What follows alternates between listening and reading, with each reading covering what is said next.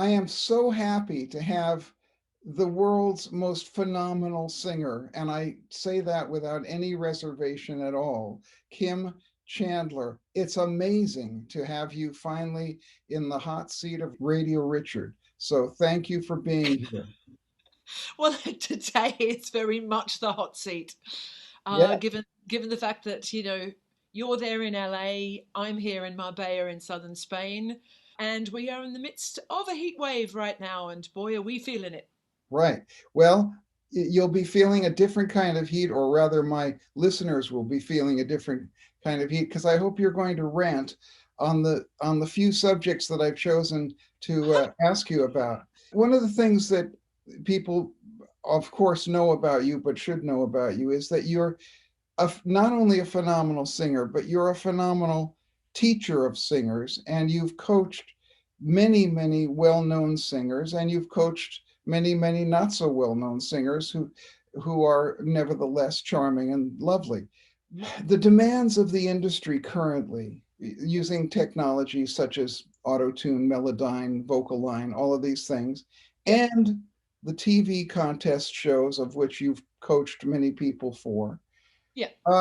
and they seem to be won by singers who sing in a certain way and higher and faster licks and all of that stuff. And it Yeah. seems to me to have created a kind of a clone voice. In other words, a thing that you have to kind of, okay, this is what you have to do, hit that, do that, and you can get on all these shows and you can do contemporary records which sound a certain way. Mm. Now, do singers come to you saying, I want to sound like X? Is that what they generally do? Sometimes they do, particularly if they're in the very early stages of their singing career and they feel that they can't necessarily rely on their own unique voice. And can I just state from the outset, just to remind everybody, that your voice print is as unique as your fingerprints. So every single voice that has ever lived on the planet is utterly unique. So Hmm. whilst we have impersonators and impressionists and things like that that can imitate a voice to a certain level that fools us, it certainly won't fool like spectrographic analysis and things like that. Otherwise, voice activated security systems wouldn't work. The reason they do work is because we are utterly unique, each one of us. So um, really, from my standpoint, it makes kind of no sense to try to sound like somebody else, because you really are always going to be best sounding like yourself, and it's best to optimize and develop the best aspects of your own voice, climb your own mountain, develop your own career, and get to know and love your unique instrument rather than try to copy somebody else's unique instrument, which you'll only ever be second best. Knowing that, how many singers really want that? Do they want to be unique, or do they want to get on those shows? Do they want to get signed because they sound a certain way? It really depends on the person. Because I coach people who live from their singing voices, so they have to either be a professional singer, which is a jobbing singer doing covers Right, gigs and right. recording sessions and things. Those people don't want to be an artist. They just want to, make a living out of being a professional singer, and that's a very much a worthy goal and something I've done myself for quite a while now, Quite a uh, while. over 30 years. And I never wanted to be an artist. It was never ever on my radar. Even though it had been offered to me several times across the decades, it's never been something that I've wanted to do. However, for the people who do want to go down that sort of covers path, they don't need to have a particularly signature, unique, identifiable sound. Their gig actually is to be quite generic. So it really depends. Whereas the people who have artist literally stamped on their forehead and Hmm. they want to make a unique contribution to the world, and thank goodness, for the artists that we have, um, they have a vested interest in having that and developing that signature sound. So Right. it really depends on the person and what their own brief is. But just getting back to what I was kind of saying before about people early in their career may not necessarily have that security yet in in themselves and their uniqueness, and sometimes they feel perhaps the pressure to borrow strength from somebody who's already made it, someone who's proved their mettle. I mean METTLE, not Yes, I MET. understand. Yes, Right, that's yeah. right. Because I know you do I, teach. I I do, know I you do, coach a I do, lot of heavy metal people too. I do. So I just wanted to kind of Yeah, clarify that point. yeah. So that's probably where I come across that more often, the people who are trying to make it, who are trying to get noticed, they feel perhaps a pressure Hmm. to go with the tried and true kind of sound. Hmm. Instead of trying to turn an ostrich into an elephant, you should develop to be the best ostrich you can possibly be. Yeah, I Without mean, stick, I say that without sticking my neck like, out. yeah, yeah. No, the other analogy where the fish is looking at a tree and like, should it feel bad for the fact that it can't fly up to the tree branches? It's like, but it's a fish. So it's all about us knowing where we operate best, where we need to be, where we're going to flourish. Yeah, and if he stays in the Right? water, at least he'll get paid scale. Oh God. Oh, I missed your jokes, Richard. So let me ask this question. Somebody comes to you and they say they do want to sound like X. Now, what's interesting for me is that you say that each singer has their own unique vocal imprint, and it's Yeah, absolutely true. But also, what I love about you is that you understand what you have to do in order to make your voice sound like X. In other words, yeah. let me ask this question. What specific technique would you say a singer would need to sound like Ella Fitzgerald, for instance? Like Ella. I mean, God, literally, again, one of the best singers that's ever graced this earth. That's right. And we share a birthday, just Oh, saying. how nice. Yeah. Nice. Yes. And she's, literally one of my favorite singers on the planet. Um, you, Ella's actual sound, it's just very, very smooth and Exactly. very consistent from one Mhm. end of her range to the other. The fact that she has such a wide range, so you would need to be working on smoothing out the lot, consistency, and extending your range so that it is absolutely accessible, agile, flexible, and ridiculously musical and accurate Absolutely. with And with incredible ideas to boot. I mean, the fact that, I mean, her level of creativity yes, was off the chart. It seemingly felt to me when I listened to her that her voice is almost limitless. We know that that's not possible. She's a human being, right? But it was so responsive. Her technique was so perfect that anything that her creative mind went to do, her voice seemed capable of actually going there. indeed. But I mean, obviously the musicality of it is a whole Other different thing. kettle Yeah. of fish since you're Yeah. talking about fish. Yeah. But Not talking I'm about fish because it's near dinner time here, and I'm yes, well, hungry. I'll don't worry, we'll finish soon.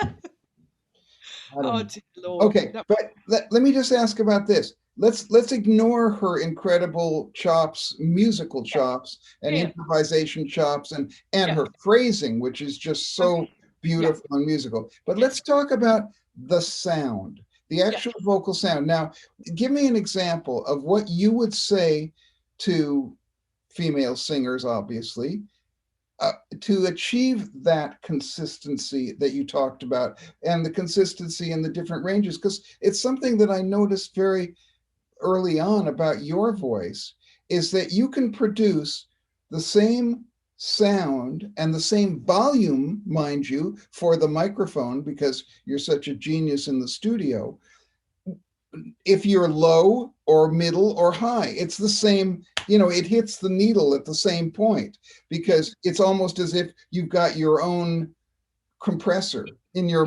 voice. But how do you practice that? Give me an exercise that you could give to people to achieve that consistency of tone. In my case, it has been honed over decades in the studio, because I record every day pretty much.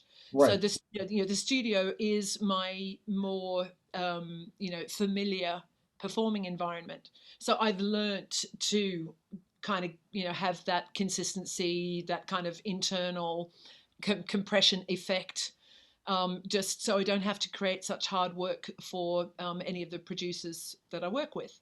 Yes, or your poor husband. For my yes, who these days is doing probably a lot more of my production than anybody else. A typical kind of smoothing out sort of exercise is actually portamentos, because the voice shares the pitch continuum capacity with alongside the swanee whistle, the trombone, the string family. Yeah, yes. We are the only instruments that can do all pitch, right? So obviously the guitar, being a string instrument, of course, can slide, right? Yes. Piano can't. No. Because we have this pitch continuum capacity, it is a very useful exercise to do portamento, or what we actually more accurately describe as siren exercises, because of the fact that they smooth the muscular kind of coordination out. Would you like me to demonstrate one? I would very much like you to demonstrate. Thank you, Kimmy.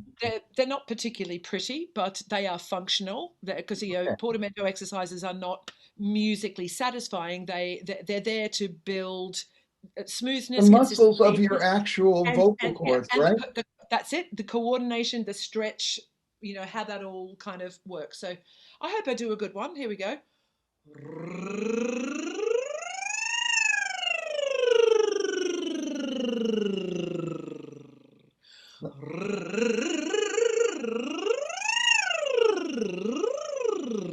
It just needs to be nice and fluid and responsive. Let me ask, is it necessary to roll your tongue like that? That's just one of what's called the semi-occluded vocal tract family of exercises, which are beautifully balanced in all sorts of regards, but most particularly like air pressure balance. They give your voice the best conditions by which to operate. But what if you can't do that rolling? Actually, there's quite a few people who can't. So fortunately, there are loads and loads of other ones, such as the lip trill version. Oh, I see. You can do which is very attractive, or z, v, z. But it's all of these things are meant to offer. Thank you. I like that one. Raspberry. Yeah. People do that when they hear my arrangement. That one's hilarious because it literally puts spit all over the screen. Nice. Tell me this, is the purpose of those different things, the purpose is to provide kind of a barrier to hold in the sound. Is that the idea? Effectively, if you look at what semi-occluded would mean, sort of partially blocked, semi-occluded vocal tract. The vocal tract is the area from the lips to the larynx. Yes. And it creates this favorable back pressure that gives the vocal cords the perfect conditions by which to vibrate. Okay. Which is why we do these crazy ass sounds for warm-ups, for cool downs. I mean, why else would we do such ugly sounding and looking things unless the voice loved it? Right. And tell me this, in terms of range, you talked about, obviously Ella had a ridiculous range, and some singers do have a ridiculous range. But what interests me very much is singers who can sing full voice in way high or way low, and it doesn't matter. Now, I had the great experience, which you can hear on Radio Richard, my interview with Michael McDonald. I'm sure you have heard it, Who? but Who? oh, that guy. So Oh, he, one of my favorite ever all-time artists that yes, you, Mr. Richard, gave me the honor and privilege of doing background vocals with, and that I will never ever forget that. well, I what a shall be fun night that indebted. was. I shall be indebted for the rest of my life on that one. Well, the indebtedness is mutual. But here's the thing I was saying. I got to do an interview with him where I sat right next to him on the piano bench. Yeah, You know, God, he was on my right, I'm sitting here, and he's showing heaven. me, That he's is the showing, seat of heaven. yeah, it was the seat of heaven. And he was playing the piano, and I was listening to him sing, obviously, and he was showing me how he accompanied himself in different ways. Yeah, But listening to his voice, I noticed that whether he was singing in his typical Michael McDonald high sound with the eyebrows, you know, that sound, and yeah, or low, the yeah, volume was exactly the same, and it was very soft. Now that yeah. amazed me. I mean, That even, does he amaze doesn't me. sing that loud. It's not Yeah, loudness. It's yeah. just So, tone. yeah, and again, a very, very, very accomplished and experienced studio singer. So, unsurprising that that consistency is kind of there again. But I think in Michael's case specifically, what interests me as a vocal mechanic, in inverted commas, is how high he can sing, where he doesn't sound like he's singing that high because he has such a tubular bottom endy sound in his tonal balance, that it's a bit misleading when you try to sing along with it. Is actually when you realize how high he's singing, because that lowered larynx position that he sings with Hmm. gives the illusion that it's in fact lower than it is. Yes, yes, Yeah, indeed.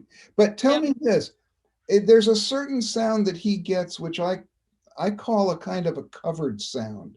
it It's is as covered. if Yeah, it's as if the sound is just bathed in a covering of beautiful, warm yeah, treacle or whatever it is. yeah, It's a sort of yeah. it's a soft thing. And how does he do that? What has to happen in the larynx to do Yeah, that? well, as I was just saying, then he's one of the few pop singers, the term used in its Yes, of most course, of widest course. term. He is one of the few that sings with a what sounds to me like a lowered larynx. So his Right. larynx sits a little lower in his throat, which lengthens the vocal tract that I was referring to before, which is the tube, within which everything resonates, and we get our natural EQ, our Yes, natural balance of treble and bass and mids and things right, before it goes into any microphone, because you were sitting right. there listening to it acoustically, right? So he has his own natural balance to EQ. We all do. Before anything else can kind of mess with the EQ electronically, we have our own internal balance anyway. Sure. So if you want me to I do. I do want you to demonstrate. yeah, so the larynx position is a real game changer. You don't have to move it much inside the throat for there to be a rather marked net effect on the tone, right? Show us, So, Kimmy. I shall. Here's a piano right beside me. I realize you can't see it, but No, can't see you either. if I was to do my natural larynx position, looking out on the morning rain, that's where mine naturally sits without me Right, messing right. with it. I used to feel so uninspired. So that's my natural one. Sounds quite like my speaking voice. There's no Yes, big correct. mismatch. So would you like me to go raised larynx or lowered larynx first? Raised, raised. Raised. Okay. Looking out on the morning rain, I Right. used to feel so uninspired. Lowered. Looking out on the morning rain, I used to feel so uninspired. Sorry, went Yeah. up slightly Yeah, flat. that's okay. Um, But that but, was a beautiful but demonstration. So Michael that McDonald was the obviously same is the pitch. lower. It's the same pitch, but it gives the illusion, because I haven't changed the key, right? Obviously, I haven't. But it gives the illusion when I sing with a raised larynx that the Yeah. whole thing has gone up, right? So So when how would you show with the somebody lowered larynx, how would you show somebody how to do that? How do you how would you how do you explain? manipulate the larynx position? Yeah, The, tell. the, the larynx, which is the, the cartilage box that we call the voice box as well. The larynx is the house in which the vocal cords live, right? Just so you understand. It can move up and down inside the throat. Yes. So when you swallow, it goes up. When you yawn, it goes down. So Ah, it is quite mobile. It's got right, several muscles that lift it up, several muscles that pull it down, and depending on what you need the larynx to do in any given time, that pulley system is in right, place. right, So the lowered larynx is kind of more feeling like you're sending your larynx to the basement. right. The raised larynx is sending it up to the top floor Yes. as if it was an elevator, But is right? this something you And could teach somebody how to do, actually do it?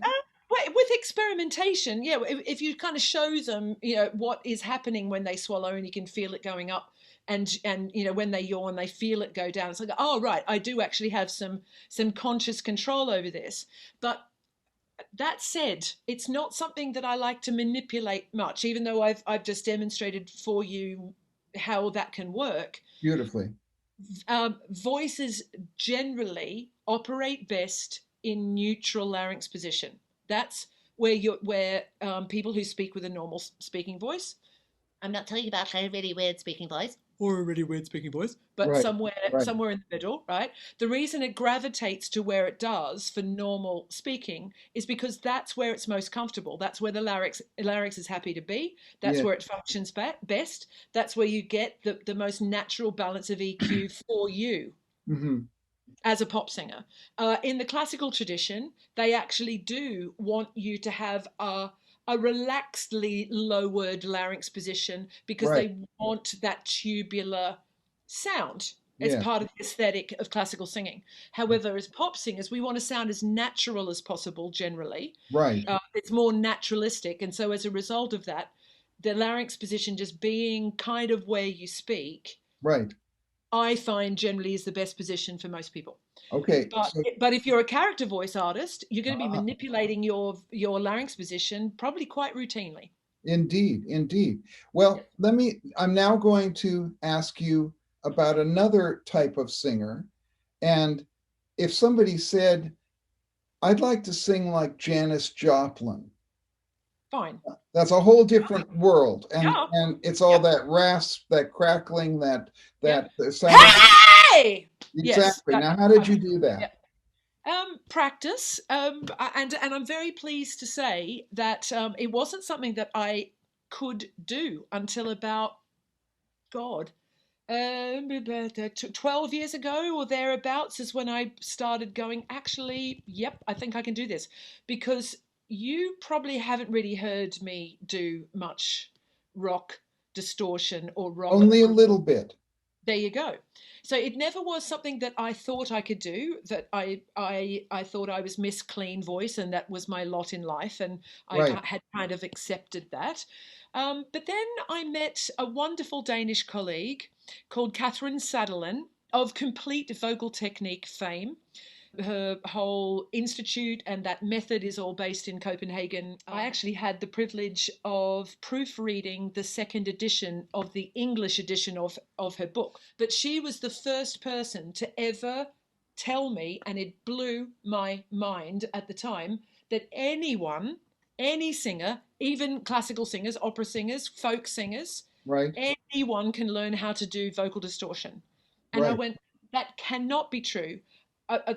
Surely it's just people like Janis Joplin or Brian Adams or Right. Right. Bon Jovi or whoever, Tom Waits. Rod Stewart, Yes. Yes. Yes. Bonnie Tyler, right? So Yes. these Yes. Kim Carnes, Yes. these are just voices that are born like that. They are just lucky people that have that grit and good on them. But for people like me, Miss Clean Voice, no can do. And she said, Yes. no, you're wrong. It is just a technique that anybody can learn. Right. So it was only when I actually started experimenting with it, having been given the permission from her, Yes. and the knowledge that it could be done, I thought, Yeah. okay, well, I'm going to put this to the test. And lo and behold, she was right. Could you show me the very basic sort of things that you would tell a student to say, okay, the first thing you've got to do is X? Yeah. How would they, Okay. nuts and bolts? The very first thing that I will say to anybody that wants to do vocal distortion is that you already need to have a robust vocal technique that's reliable and stable and consistent. Anything that's not quite right, something as hardcore as adding grit and distortion could be enough to kind of, upset the apple cart, shall we say. Right. Sometimes if someone's really, really never gone there before, we'll start with something super duper light and easy, like creak, which is just so they can actually hear themselves doing a voice that's pitchless, mostly right. Pitchless. It's actually very, very low pitch, but we might do something like this. It's like, the same as vocal fry, is it not? It's exactly this, and pulse register and strobus, right? So they're all various names in different sources for the same thing. Say we took like Aerosmith's Walk This Way. We might do walk this way, talk this way, just so they get used to actually hearing their voice relatively pitchless. Right. And it's so easy, it's light, it doesn't kind of freak anybody out, but it's not particularly useful for projection, shall we say, to go out trying to sound like Elmer Fudd, right? But it's as a starting point to get people kind of, initiated into this type of thing, then it's not a bad place to start. And then do you add note to it? No, not that one, not that particular one. But how you could is you can use creak as an onset and an offset, like Britney does. Oh baby, baby, right? That type of thing, right? And Enrique Iglesias is another one that loves being creaky. So creakiness is useful, but just not particularly useful as a long-term distortion kind of strategy. No, it's an affectation that a lot of singers use today. That's it. But I just use it as an arrowhead to say, okay, this is what you sound like relatively pitchless. So then some other, I use a lot of playful things like childhood sounds and stuff. So if we go into growl, say, rah, I might say to people, let's have a bit of fun. Let's not be so adult right now. And let's pretend to be a motorbike. Vroom, vroom, vroom. Nice. Or, let's pretend to be a tiger. Rah! Or, let's pretend to be a dive bombing plane. Rah! Or a racing car or whatever. And, most adults as kids probably made these noises, right? So even though we know, thanks to Catherine's research on hundreds of people with cameras down their noses looking at what their voices are doing, we know functionally that the arytenoid cartilages are drumming against the epiglottis, thanks to her. That doesn't help you one jot to make the sound. Just because you know that that's actually how it's being done, we don't have much conscious control over those structures. Right. So it's kind of, just an easier road to go the imitative route. Right. So anyway, that's growl. Then you've got a really cute one, which is rattle. Which is it's actually where spit becomes an ally. Right. The phlegmier, the better. Right. Imagine that you're a cat, like ejecting a fur ball. Oh, I see. Right. So by the time you actually add it to a note, it's surprisingly easy because it's actually the uvula, the little dangly bit which is quite a way away from your vocal cords. It's actually the uvula that's drumming. Yes, but tell me, when you're doing that, how do you avoid harming yourself? Because it sounds like I know it sounds like I am, but as I just said, those structures are so far from each other. Where my vocal cords are, which is right safely housed inside my larynx, versus where my uvula is, that's quite a distance. I see. Right? Okay. So it sounds like it's crazy and demonic or whatever, Okay. and damaging, Right. but it's an illusion. It really, really isn't. So where you'll hear a gorgeous example of rattle is the opening note of Stevie Wonder's Signed, Sealed, Delivered, where he goes, ah, oh yeah, baby, right? It's Right. got the ah, and that's Right. a really great example of Excellent. filthy old rattle. Then you've got grunt, and grunt is really the kind of death metal-y sort of sound. Right. That type of thing where everything's kind of flapping in the wind on that one. So Right. it's fairly fringe, so I'm not going to probably go much more into that one. And then the final one for today is actual distortion, which is the false vocal folds, which are some structures that live just above the actual vocal cords, what we call the true vocal cords or vocal folds. That's the one that I started with. Right. Hey, hey, hey! That one that's just got that's quite gritty. It's kind of rocky, gritty. It sure And is. yeah, and that's the one that personally I find is easiest to get wrong because the structures are so close to the true vocal folds. Right. So that one kind of requires the most work to get comfortable and accessible and repeatable and Right. sustainable without it actually kind of making you cough or upset your voice in some Right. way. But you can see that I can do it, and there's no vocal trauma. If there was vocal trauma, I'd be coughing, clearing my throat. There'd be some No, sure. evidence of the But fact that that's but actually tell me this. Let's voice just say the other side of the coin. Let's say a singer comes to you and they say, Kim, I've got vocal trauma. What do I do? happens So all the so they say I'm going out, I've got a set of gigs I've got to time. do. My voice is already tired. What am I going to do? Help me, Kim. What do you say to them? Yes, well, welcome to a fair amount of the work that I do these Indeed. days That's because why I asked. yeah, anyone who deals with people making a living out of their voice, all the way from the professional singer through to the arena filling artist, they all deal with this quite routinely because when people are out on tour, the tour schedules can be absolutely punishing. A run of gigs for even a gigging singer doing a show can be punishing, and so the tired voice, the overused voice phenomenon is a very, very real thing. I can't actually give you specifics because the antidote, as it were, is specific to exactly that person's voice, the type of gig they've got to do, the level of fatigue, or are they actually tipping into vocal injury territory? All of that matters as to how you deal with it. So, quite routinely, I am working with the team. So, ENT doctors, speech therapists, singing rehab coaches, and myself in that role, I'm called a habilitation coach. So, what a habilitation coach is, I'm generally if someone is injured and is kind of getting the voice back online again, I'm the last port of call.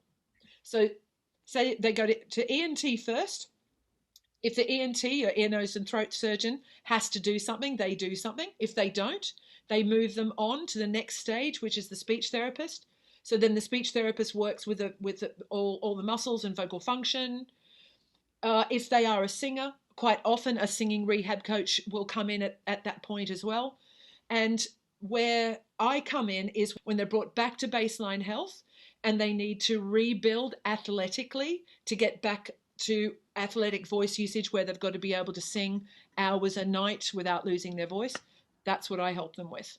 Yes. So that's generally entails things like physical conditioning, where they've got to do a requisite amount of cardio and core strength work, Yeah. flexibility in their body, and Right. daily voice building, daily voice gym stuff, which is where my funky and fun Right. exercises come in, Yes, because and my let me just stop you right there because those funky and fun exercises, I have to give you an extra plug right now because they're just so fabulous.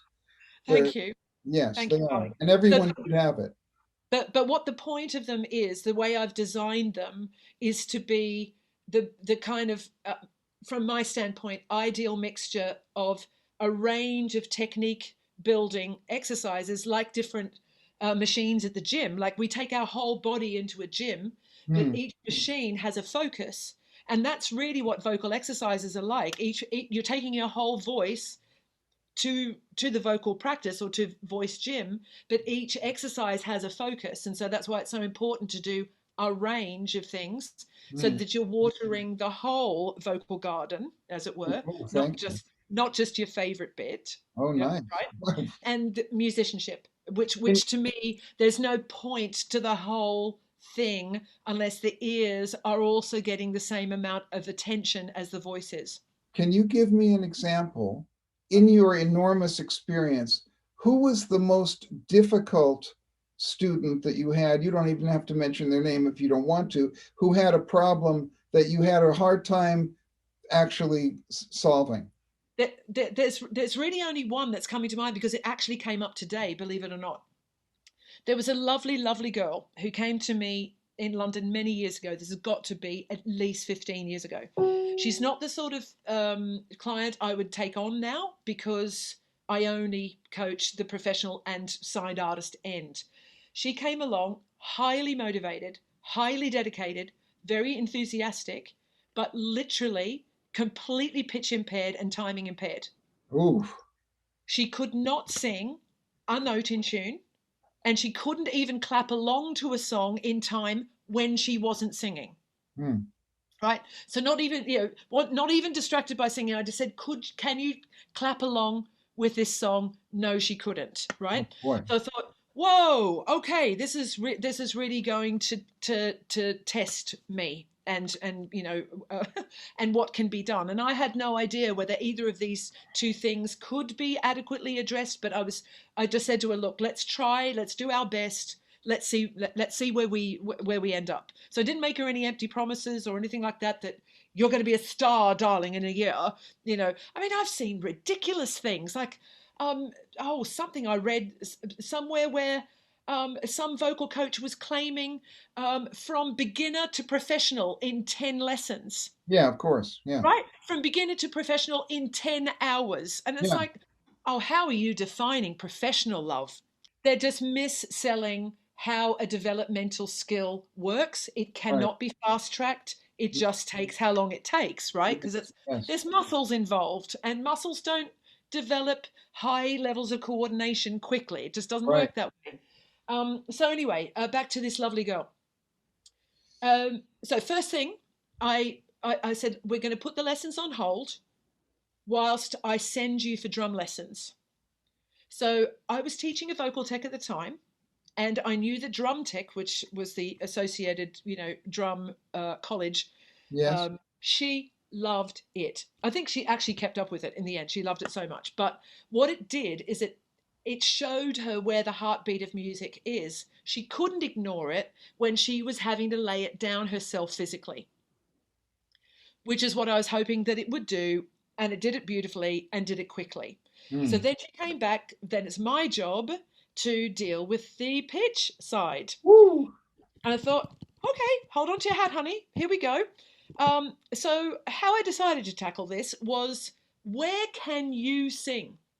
Sing me the range of notes that come out of your voice now accurately, because she didn't grow up with a piano or a guitar or anything like that, so there's no point me playing her notes on the piano and trying to get her to pitch it, No, no, and no, no, because it's not a familiar sound to her, right? no.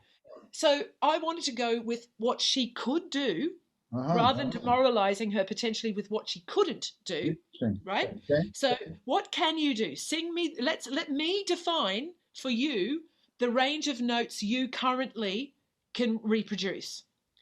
So I matched her, not the other way around, right? So we did that for a while, and then I was able to use that core of vocal range that she could control and just develop it from there, outwards, outwards, outwards. And I'm very pleased to say that within 3 years, and I didn't teach her the whole time through that 3 years, it was No, sporadic, no. she wanted to go through the grading system. That was important for her. It certainly wasn't something that I was used to doing. But she Right. said, I want to do. I want hit points.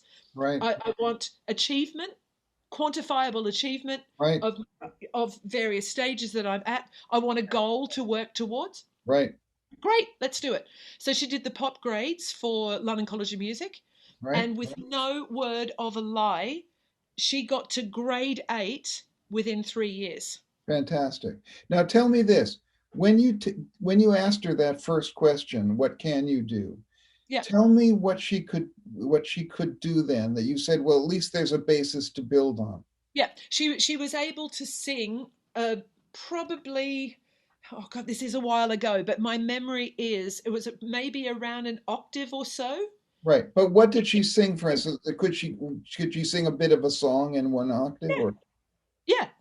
I just said, sing me whatever you can sing, and and was let it in tune with herself? I mean, she wasn't no. singing to a As in the intervals from note to note. No, but what I was so not only was she out of key, meaning she couldn't stick to a key. yes. The intervallic side, which is out of tune, the tune Yeah, being yeah, messed up, yeah, yeah. was also the case, right? So Wow. she actually had both, right? Yeah. Yeah. So, but it was only through lack of familiarity. She hadn't grown up with it. It just wasn't part of her family culture or Right. whatever. And it was just total lack of familiarity. So by the time she became more and more and more familiar with it and worked her butt off, that Yeah. was very much part of the success of this story, Right. how Right. hard she worked. I didn't know whether it could be done or Well, not. She taught me so much about what actual grit and determination will get right. you. Fantastic story, Kim, Yeah. and something which I've always thought, you really, really can't teach being in time and in tune, but that story has actually changed my mind. But you need to add to it that grit and determination. And it didn't take 10 years. The Yes, fact that it only took 3 was astonishing to right. me. Well, Absolutely that's astonishing. just an incredible story, Kim. And do you You think can't. that the real reason why you're able to do just about anything is because you're Australian? Do you think that's the reason? No. No, Oh, I mean, okay. I know Aussies very much have a can-do attitude, Yes, they definitely. do. Yeah, they do, but no. No, I don't think that's particularly Okay. relevant. Well, 4% of the population has congenital amusia, yes. Well, and I love when and you say that. which is the medical term for tone deafness. Hmm. So that means that there's a neurological impasse, is Yes. the only way I can describe it, Yeah. where they don't, they literally cannot process pitch properly. So Right. it's not an ear thing, it's not a voice thing, it's a neurological impairment. Quite often, the strategy most people go to is, can you match this note? Yeah. La, Yeah. la. Yeah. That's here. Have a listen. La, Yeah. la. Right, and there's a requirement for the pitch impaired person Right. to match a note on an instrument they're not even familiar with the sound of. In a smaller example of that, I once had to do a jingle with an actor who was a very nice, charming guy, but he was completely tone deaf. He couldn't, and I had to get him to sing a commercial. Oh And wow. and that was my job. And so I knew I had 3 hours in the studio with this guy. So the technique that I invented sort of right there on the spot, because I had no idea that the guy couldn't sing. I didn't Right. realize that he couldn't sing at all. And So, and this presumably the days before auto tune, Melodyne, blah blah oh, blah. way before that, way before that.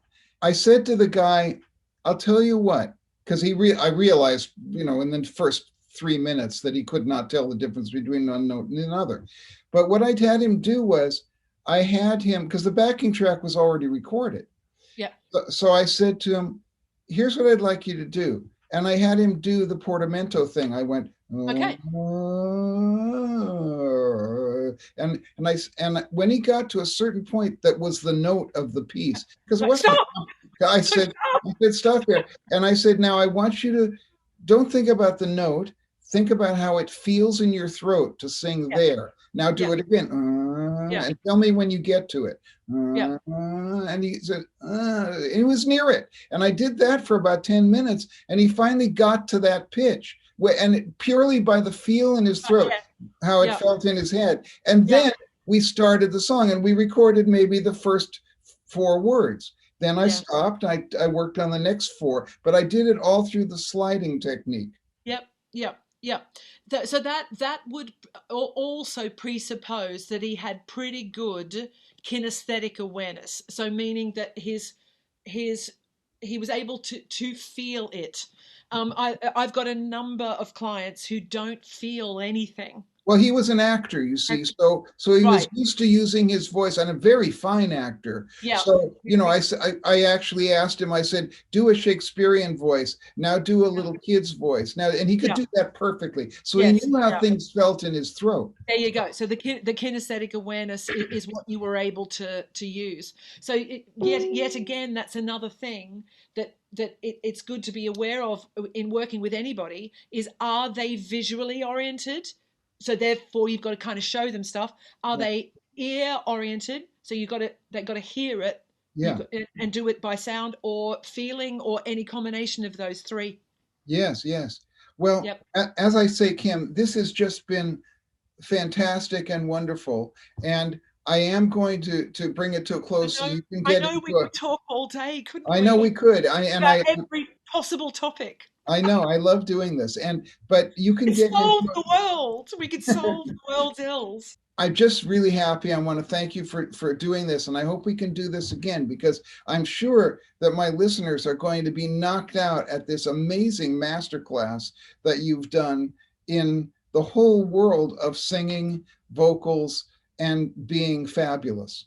Oh, thank you. Well, I mean, it's always a pleasure to talk to you as one of my mentors over the years, and also colleague. I mean, for God's sake, how long is it now? It's got to be over. It's more than 20 years, Richard. Yes, yes, it's It more is. than that. And Yeah, we were also teachers together at that same school. I'm just we looking. were. Yes, Cause we I were. Oh, cause here. I hired you. Remember? That's right, you did, and that was I very did. good of you. Thank you for that. Yes. And Kim's work is featured in this wonderful book, which was the Banzilla songbook from the album Banzilla, which you can all get, and you can hear Kim just doing impossible stuff over and over again, to the point where the engineer who was mixing it said, "Oh, you've already auto-tuned all these vocals." And I said, "No, I haven't." And he said, Yeah. "Well, that's impossible." And I said, "No, it's not impossible. It's Kim Chandler." So, And also the book behind you. and I'm the also book behind me, Adventures yeah, in Arranging, where yeah. Kim has a nice page in this book. It's all the techniques that I've used over the many years on arranging for pop records and other kinds of fun things. And Kim did a very nice page in the book for me about vocules. Yes, that is true. So Yeah. if people want to find me anywhere, it's my main website, which is hideously out of date now because I'm just too busy to update it. That is the reality. Yes. www.kimchandler.com. That's Yes. right, Yes. Sorry. kimchandler.com. Yes. So Okay. K It's across the screen right yeah, now. good. Funkyandfun.com. So FUNKYNFUN.com Yeah. for my wonderful vocal Oh yeah. exercises, You got to which get those vocal will exercises. kick They're your fantastic. ass. They will kick your ass. Okay. And my online recording service is virtualvocals.com. Very nice. And we all love it. And anybody who doesn't take advantage of Kim's expertise and fun and funkiness is crazy.